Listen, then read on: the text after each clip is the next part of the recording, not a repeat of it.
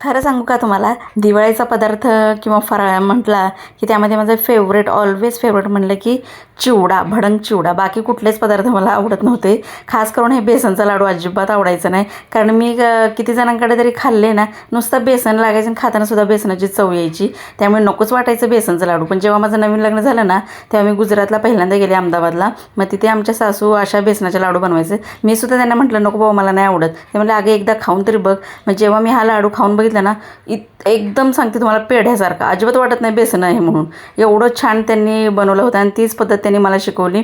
फक्त ह्याचं असं आहे की तुपाचा वापर ह्याच्यात जास्त होतो आणि त्यामुळे वाटतच नाही बेसनाचे लाडू. आणि मग हे जे लाडू आहे ना, मी माझ्या माहेरी नेलं, माझ्या बहिणींनासुद्धा दाखवले. त्यांनासुद्धा वाटच नव्हतं बेसनाचं, एकदम पेढ्यासारखा लागतो. आणि मला हा लाडू तेव्हापासून खूप आवडायला लागला बरं का.